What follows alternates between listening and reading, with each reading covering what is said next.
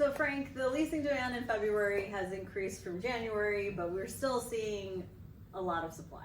Yes, we are. We had about 2.3 million square feet of leasing activity in February. That was led off by the Michael Kors renewal at 11 West 42nd Street, and it's on par with the amount of leasing we've seen over the last 5 years, but you have to go a little bit further back. For instance, in 2019, the typical leasing volume was about 3.5 million square feet. So we're off in that regard, and that's on the demand side. Supply side, still large blocks of space being added to the market.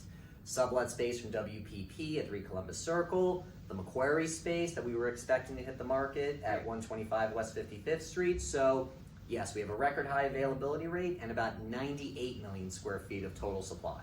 So is this the new normal? Or actually last week I had 3 people ask me, are we at the bottom? Have we passed the bottom? Are we taking bets?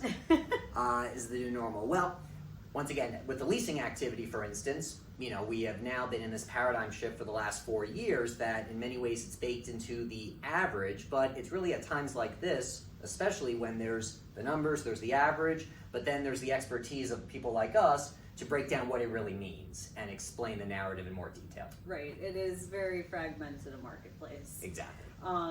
So talk to us a little bit about the rental rates and changes or lack thereof.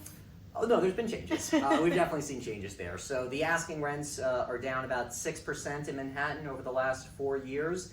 But Manhattan is fragmented or homogenous, or excuse me, not homogenous, one of the many things I love so much about it.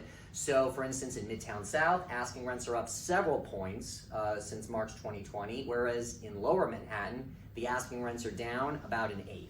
And that's without even taking into account the spread between the ask versus take and the concessions, which continue to evolve. We've continued to see an increase in the concessions and even the pre-builts and the furnished pre-builts playing a larger and larger role in the deals, especially for the smaller tenants.